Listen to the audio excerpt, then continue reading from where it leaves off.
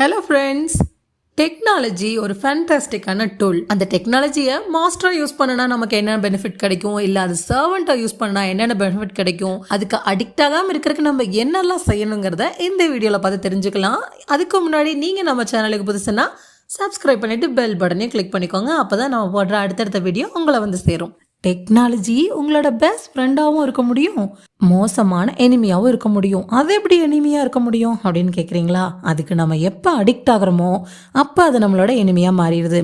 நம்ம எப்பயுமே அதுக்குள்ளே மூழ்கி கிடக்கிறதுனால நம்மளோட லைஃப்பை என்ஜாய் பண்ணுறதுக்கு நேரமே இல்லாத அளவுக்கு அதை மாற்றிடுது.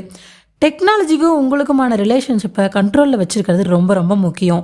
நீங்கள் அமைதியாகவும் தெளிவான சிந்தனையோடவும் உச்சபட்ச செயல்திறனோடனும் இருக்கணும்னு நினச்சிங்கன்னா அப்பப்போ டெக்னாலஜி கிட்ட இருந்து கொஞ்சம் விலகி இருக்கவும் பழகிக்குங்க. பெரிய company owner and business entrepreneur இவங்களெல்லாம் வச்சு சர்ச் பண்ணப்ப கொஞ்சம் காலம் டெக்னாலஜியை யூஸ் பண்ணாமல் இருக்கும்படி அவங்கள நாங்கள் கேட்டுக்கிட்டோம். அந்த மாதிரி அவங்க இருந்ததுக்கப்புறம் அவங்களோட மெமரி பவர் கொஞ்சம் இம்ப்ரூவ் ஆனதையும் அவங்களோட ஃபேமிலி ரிலேஷன்ஷிப் இன்னும் கொஞ்சம் டீப்பாக ஆனதும் அவங்களால நல்லா தூங்க முடிஞ்சதையும் வாழ்க்கையவே மாற்றக்கூடிய நிறைய டெசிஷன்ஸை அவங்களால எடுக்க முடியறதுக்குமான சாத்தியக்கூறுகள் அதிகரிச்சதை அந்த ரிசர்ச்சர்ஸ் கண்டுபிடிச்சிருக்காங்க. டெய்லி காலையில் கண்ணை முழிச்ச உடனே அவங்க மொபைலில் வந்திருக்கிற மெசேஜ் இன்ஃபர்மேஷனை படிக்காம அவங்க படுக்கை விட்டு கீழே இறங்குறதே கிடையாது. அதுக்கப்புறம் அவங்களோட கம்ப்யூட்டர் அதில் இன்னும் எதையோ தேடுறாங்க. இதுக்கப்புறம் தான் ப்ரஷ் பண்ணுறது, டிஃபன் சாப்பிட்றது, இதை பற்றின நினைப்பே அவங்களுக்கு வருது. மக்கள் இப்பெல்லாம் தங்களோட ஸ்மார்ட் ஃபோன்களை டெய்லியும் சுமார் 46 தடவைக்கும் மேலே எடுத்து பார்க்கறதா ஒரு ஆய்வு சொல்லுது. ஒரு மாதத்துக்கு முன்னாடி வாஷிங்டன் சிட்டியில் மதிய லஞ்சோட சேர்த்து ஒரு கான்ஃபரன்ஸில் நான் கலந்துக்கிட்டேன்.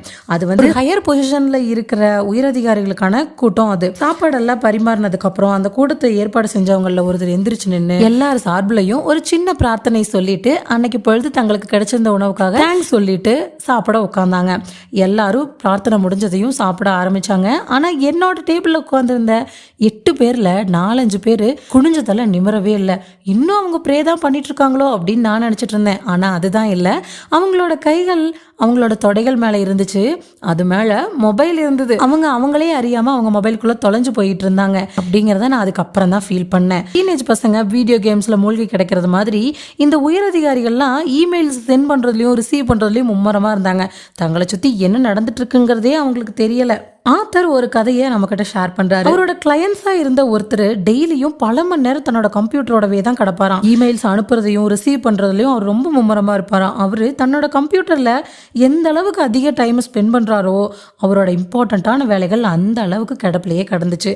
இன்கம்ப்ளீட் ஒர்க்ஸ் அதிகமா இருந்ததுனால அது அவருக்கு மென்டல் ப்ரெஷர் கிரியேட் பண்ணுச்சு. நிறைய ஒர்க் முடிக்காம இருந்தது அவருக்கு மென்டல் ப்ரெஷர் கொடுத்தது மட்டும் இல்லாம ஹெல்த்தையும் அஃபெக்ட் பண்ண ஆரம்பிச்சது. நாங்க அவருக்கு 80/20 ரூலை கற்றுக் கொடுத்தோம். பர்டிகுலராக அந்த இமெயில்ஸ் எல்லாம் எப்படி யூஸ் பண்ணுறது அப்படிங்கிறத நாங்கள் அவருக்கு சொல்லிக் கொடுத்தோம். அதுக்கப்புறம் அவர் மெம்பராக இருந்த எந்த யூஸுமே இல்லாத 80% இமெயில்ஸ்லேருந்து அவர் தன்னோட மெம்பர்ஷிப்பை கேன்சல் பண்ணிக்கிட்டாரு. ரிமைனிங் 20% இமெயில்ஸில் 4% மட்டும்தான் இம்மீடியட்டாக ஆன்சர் பண்ண வேண்டியவையாக இருந்துச்சு. மீதி 16% அப்புறம் எப்போ வேணாலும் பண்ணிக்கலாம் அப்படிங்கிற மாதிரி இருந்தது. அதனால் அதையே ஒரு நியூ ஃபோல்டரில் அவர் போட்டு வச்சுக்கிட்டாரு. ஒரு டைம் ஃபார்ச்சூன் ஜேர்னலில் ஒர்க் பண்ண ஒரு ஜேர்னலிஸ்ட்டு ஐரோப்பாவில் 2 வாரம் அவரோட ஹாலிடேவை ஸ்பெண்ட் பண்ணிட்டு திரும்ப அவர் வேலைக்கு வரும்போது 700 இமெயில்ஸ் அவருக்காக வெயிட் பண்ணிட்டு இருந்ததா எழுதியிருந்தாரு. முக்கியமாக இம்பார்ட்டண்ட்டான வேலைகளை செய்ய ஸ்டார்ட் பண்ணுறதுக்கு முன்னாடி அது எல்லாத்தையும் படித்து முடிக்கிறதுக்கு தனக்கு ஒரு வாரமே ஆகும் அப்படிங்கிறத அவர் ஃபீல் பண்ணாரு. ஸோ தன்னோட லைஃப்பில் ஃபர்ஸ்ட் டைம் 700 இமெயில்ஸையும் ஒட்டு மொத்தமாக தன் கம்ப்யூட்டர்லேருந்து டெலீட் பண்ணிட்டாரு. அதுக்கப்புறம் தனக்கும் தன்னோட கம்பெனிக்கும் உண்மையிலேயே இம்பார்ட்டண்ட்டாக இருந்த வேலைகளில் அவர் மும்முரமானார். அவர் இதை எவ்வளோ சிம்பிளாக சொல்கிறாருன்னு பாருங்கள். யாரோ ஒருத்தர் எனக்கு ஒரு இமெயில் அனுப்புறதால என்னோட லைஃபோட ஒரு பார்ட்டே அவங்களுக்கு சொந்தம் அப்படின்னு அர்த்தமாகாது. இப்போதைக்கு இம்பார்ட்டண்ட்டான நியூஸ் என்னன்னு தெரிஞ்சுக்கிறதுக்கு டெக்னாலஜி யூஸ் பண்ணி தான் ஆகணும் அப்படின்னு என்னோட கான்ஃபரன்ஸுக்கு வர நிறைய பேர் அடிக்கடி என்கிட்ட சொல்கிறத நான் கேட்டிருக்கேன். அதுக்கு நான் என்ன ஆன்சர் பண்ணுவேன்னு தெரியுமா? அந்த நியூஸ் உண்மையிலேயே அவ்வளோ இம்பார்ட்டண்ட்டாக இருந்தால் யாரோ ஒருத்தர் உங்ககிட்ட சொல்லுவாங்க அப்படின்னு நான் ஆன்சர் பண்ணியிருக்கேன். டெக்னாலஜியை ஒரு ஓனரை நினைக்காம உங்களுக்கான ஒரு சர்வெண்ட்டாக நினைக்கிற பழக்கத்தை நீங்களே வளர்த்துக்கணும். உங்கள் லைஃபு அப்போ தான் ஈஸியாகவும் சிம்பிளாகவும் இருக்கும். நமக்கு வர சிக்கலையும் குழப்பத்தையும் நீக்கிறது தான் தொழில்நுட்பத்தோட இன்டென்ஷனே தவிர நமக்கு ப்ரெஷர் உருவாக்குறது இல்லை. எது ரொம்ப முக்கியம் அப்படிங்கிறதையும் எது குறைவான இம்பார்ட்டன்ட் இருக்குது அப்படிங்கிறதையும் உங்களுக்கு ரிமெம்பர் பண்ணுறதுக்கு உங்களோட டெக்னாலஜி டூல்ஸை கரெக்டான கேப்பில் நீங்கள் யூஸ் பண்ணிக்கலாம். உங்கள் ஆஃபீஸில் நீங்கள் ஒர்க் பண்ணுற இடத்த எந்த அளவுக்கு நேர்த்தியாக வச்சுருப்பீங்களோ அந்த அளவுக்கு உங்களோட கம்ப்யூட்டரையும் நேர்த்தியாக வச்சுக்கோங்க. நீங்கள் இப்போதைக்கு யூஸ் பண்ணாத சைட்ஸ் எல்லாம் மூடிடுங்க. கவனத்தை அதிகமாக டிஸ்டர்ப் பண்ணுற சைட்ஸை எல்லாம் அவாய்ட் பண்ணிடுங்க. உங்களோட ஸ்மார்ட் ஃபோனில் இருக்கிற எல்லா நோட்டிஃபிகேஷனையும் ஸ்டாப் பண்ணிடுங்க. உங்களுக்கு தேவையான இல்லை விருப்பமான நேரத்தில் மட்டும் உங்களோட ஃபோன் எடுத்து பார்க்கறதுக்கு இதுதான் ஃபர்ஸ்ட் ஸ்டெப். இந்த மாதிரி உங்கள் லைஃப்பை மறுபடியும் உங்களோட கண்ட்ரோலுக்கு கொண்டு வர்றீங்க. இப்போ உங்கள் வீட்டில் குழந்தைங்க இல்லை வயசான பேரண்ட்ஸு, உடம்பு சரியில்லாத உறவினர்கள் யாராவது இருக்காங்க அப்படின்னா நீங்கள் டெக்னாலஜிலேருந்து விலகி இருக்கிறது அவ்வளோ சரியானதாக இருக்காது இல்லையா? திடீர்னு அவங்களுக்கு ஏதாவது ஒரு எமர்ஜென்சி இல்லை பெரியவங்க யாராவது வழுக்கி விழுந்துட்டாங்களா, இந்த மாதிரி ஒரு எமர்ஜென்சி டைமில் என்ன செய்யறது? இது ஒரு நியாயமான கவலை தான். ஆனால் எல்லாரும் எல்லா நேரத்துலையும் உங்களை காண்டாக்ட் பண்ணுற மாதிரி வச்சுக்கிறது அதுக்கான சரியான சொல்யூஷன் கிடையாது. அதுக்கு பதிலாக உங்களுக்கு இம்பார்ட்டண்ட்டானவங்களுக்கு மட்டுமே கொடுத்து வைக்கிறதுக்குன்னு ஒரு பர்சனல் நம்பரையோ இல்லை இமெயில் ஐடியோ நீங்கள் க்ரியேட் பண்ணிக்கலாம். நெருக்கடியான இல்லை எமர்ஜென்சி டைமில் அதை அவங்க யூஸ் பண்ணிக்கலாம். நீங்கள் விரும்பினா உங்களோட பிஸ்னஸ் லைஃபுக்கும் இந்த ஏற்பாட்டை செஞ்சுக்கலாம். உங்களோட மேலதிகாரி இல்லை இம்பார்ட்டண்ட்டான கிளையண்ட்ஸ் மட்டும் உங்களை காண்டாக்ட் பண்ணுறதுக்கு ஒரு பர்டிகுலரான ரூட்டை நீங்கள் அவங்களுக்கு கொடுக்கலாம். வேலையில் உங்களுக்கு இம்பார்ட்டண்ட்டாக இருக்கிற இமெயில்ஸை ஃபஸ்ட்டு இருக்கிற மாதிரி நீங்களே உங்களோட ப்ரையாரிட்டிஸை மாற்றி வச்சுக்கலாம். டெக்னாலஜியை தன்னோட சர்வெண்ட்டாக மாற்றிக்கிறதுக்கு நிறைய பேர் மிஸ் பண்ணிடுறாங்க. ஏன்னா புது திறமைகளை கற்றுக்கிறதுக்கு அவங்க பயப்படுறாங்க. இந்த பயத்தை உங்களாலையும் கிராஸ் பண்ண முடியும். நீங்கள் முன்னேற முடியாத மாதிரி அந்த பயம் உங்களை இழுத்து பிடிக்க நீங்களே அலோவ் பண்ணாதீங்க. எல்லாமே லேர்ன் பண்ணக்கூடியது தான். உங்கள் பக்கத்தில் இருக்கிறவங்களாம் கற்றுக்கும் போது உங்களால் கற்றுக்க முடியாதா? உங்கள் கூட இருக்கிற ஃப்ரெண்டோ ரிலேட்டிவோ இல்லை கோவொர்க்கரோ இந்த டெக்னாலஜியில் நல்ல டேலண்டடாக இருந்தாங்கன்னா அவங்கக்கிட்டேருந்து எல்லாத்தையும் தெரிஞ்சுக்கோங்க. எல்லாத்தையும் விடவும் மேலே முடியாது அப்படின்னு சொல்கிறத டோட்டலாக அவாய்ட் பண்ணிடுங்க. இனிமே இந்த டெக்னாலஜியை உங்களால் உதாசனப்படுத்திட்டு வாழ முடியாது. படிக்கிறது, எழுதுறது, கணக்கு போடுறது இதெல்லாம் எவ்வளோ முக்கியமோ டெக்னாலஜி அந்த அளவுக்கு முக்கியம். இந்த வயசுக்கு மேலே நான் டெக்னாலஜி கற்றுக்கிட்டு என்ன பண்ண போகிறேன் அப்படின்னு மட்டும் நீங்கள் நினைக்கவே கூடாது. டெக்னாலஜி ஃப்யூச்சரில் இன்னுமே அதிகமானதாக மாறிடும். ஸோ சலிப்பு தட்டாமல் கற்றுக்க ட்ரை பண்ணுங்கள். சோஷியல் மீடியா, வெப்சைட்டு இதுக்கெல்லாம் அடிக்ட் ஆகாமல் இருக்கிறத நிறுத்திட்டு அதை உங்களுக்கு சாதகமாக யூஸ் பண்ணிக்கோங்க. அது ரொம்பவும் சிம்பிள் தானே. இம்பார்ட்டண்ட்டே இல்லாத ஏதோ ஒன்றை ரெஜிஸ்டர் பண்ணுறதுக்கு பதிலாக உங்களோட லைஃப்பில் உங்களோட லட்சியத்தை பற்றி வெப்சைட்ஸில் பதிவு பண்ணுங்கள்.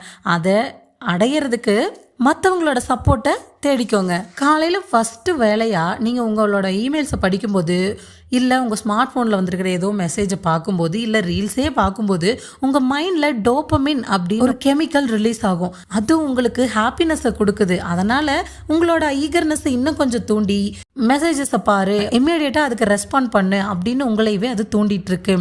இப்போ எக்ஸாம்பிளுக்கு கேம்பிளிங்கில் ஸ்லாட் மெஷின் விளையாடிட்டு இருக்கும்போது நீங்கள் ஜெயிச்சிட்டிங்கன்னா ஒரு பெல் சவுண்டு கேட்கும். அந்த சவுண்டு கேட்டுச்சுன்னா நீங்கள் ஜெயிச்சிட்டீங்க அப்படின்னு மீனிங். அந்த மாதிரி தான் ஒரு இமெயில் வந்தாலோ இல்லை மெசேஜ் வந்தாலோ ஒரு டோன் நம்ம வச்சுருக்கோம். அந்த சவுண்டு கேட்டதையும் அப்படி நான் எதை ஜெயிச்சிட்டேன் அப்படின்னு பார்க்கறதுக்கு உங்கள் மைண்டே உங்களை தூண்டி விடுது. நீங்கள் அந்த சவுண்டு கேட்ட உடனே நீங்கள் எந்த வேலை செஞ்சுட்டு இருந்தாலும் அதை விட்டுட்டு டக்குன்னு மொபைல் எடுத்து அப்படி நான் எதை ஜெயித்தேன் அப்படின்னு பார்க்கறக்கு நீங்கள் ட்ரை பண்ண ஆரம்பிச்சிடுறீங்க. உங்களோட ஒர்க்கில் இருக்கிற கான்சன்ட்ரேஷனை மிஸ் பண்ணிடுறீங்க. தன்னால் ஒரே நேரத்தில் பல வேலைகளை செய்ய முடியும் அப்படின்னு நிறைய பேர் நம்புகிறாங்க. ஸோ அதனால தான் இமெயில்ஸையும் தங்களோட இம்பார்ட்டண்ட்டான வேலையும் ஒரே நேரத்தில் ஹேண்டில் பண்ண முடியும்னு அவங்க நினைக்கிறாங்க. ஆனால் ஒரு நேரத்தில் ஒரு விஷயத்து மேலே மட்டும்தான் நம்மளால் கான்சன்ட்ரேட் பண்ண முடியும். ஸோ ரெண்டையுமே ஒரே நேரத்தில் ஹேண்டில் பண்ணும்போது அவங்களோட கவனம் அங்கே இங்கேயும் அலப்பாஞ்சிட்டே இருக்கும். உங்களோட இம்பார்ட்டண்ட்டான வேலைகளுக்கு இடையில நீங்கள் இன்டர்நெட்டில் ஏதோ செய்கிறதுக்காக கேப் எடுத்துக்கிட்டு மறுபடியும் உங்களோட வேலைக்கு வரும்போது உங்கள் வேலை மேலே அந்த கவனம் திரும்புறதுக்கு ஏறத்தாழ 17 நிமிஷம் ஆகுது. அவங்களோட கவனம் செதறனால நாள் முழுவதும் வேலை செஞ்சாலும் அவங்க தங்களோட வேலையை கம்ப்ளீட்டாக முடிக்க முடியறதில்ல. இதுக்கான சொல்யூஷன் ரொம்ப சிம்பிள் தான். ஃபர்ஸ்ட் காலையில் உங்களோட இமெயில்ஸை பார்க்காதீங்க. உங்களோட எல்லா எலக்ட்ரானிக் டிவைசஸையும் ஆஃப் பண்ணி வைங்க. செகண்டு, ஏதோ ஒரு காரணத்துக்காக நீங்கள் உங்களோட இமெயில்ஸை பார்க்க வேண்டி இருந்தால் அதை சீக்கிரமாக பார்த்து முடிச்சுட்டு உடனே அதுலேருந்து வெளியேறிடுங்க. உங்களோட கம்ப்யூட்டரோட சவுண்டை டோட்டலாக ஆஃப் பண்ணி வைங்க.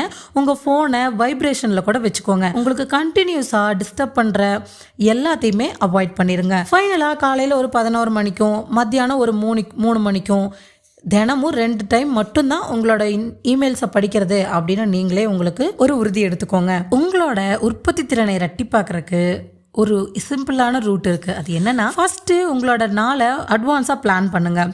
உங்களோட இம்பார்ட்டண்ட்டான வேலையை சூஸ் பண்ணிக்கோங்க. அதுக்கப்புறம் காலையில் மற்ற எல்லாத்தையும் விட்டுட்டு ஃபஸ்ட்டு அந்த வேலையை ஸ்டார்ட் பண்ணுங்கள். செகண்டு, எந்த கவனச்சிதறலுக்கும் இடம் கொடுக்காம கண்டினியூவாக ஒரு 1.5 மணி நேரம் அந்த வேலையவே செய்யுங்க. அதுக்கப்புறம் ஒரு 15 மினிட் பிரேக் எடுத்துக்கோங்க. தேர்டா மறுபடியும் உங்க வேலையிலேயே மும்மரம் அடைஞ்சு இன்னொரு 1.5 மணி நேரம் கண்டினியூவா வேலை செய்யுங்க. ஃபைனலா இந்த 3 மணி நேரம் ஒர்க்குக்கு அப்புறம் இமெயில்ஸை படிங்க, மெசேஜை படிங்க, உங்களுக்கு ஹாப்பினஸ் தரக்கூடிய ஏதாவது பண்ணிக்கோங்க. தினமும் காலையில் 3 மணி நேரம் உங்களோட இம்பார்ட்டண்ட்டான ஒர்க்கில் நீங்கள் ஈடுபடும் பழக்கத்தை வளர்த்துக்கும் போது ஃபஸ்ட்டு உங்களோட உற்பத்தி திறனை மேம்படுத்துறீங்க. அதுக்கப்புறம் நாள் முழுவதும் இமெயில்ஸை பார்க்குற பழக்கத்துலேருந்து வெளில வர்றீங்க.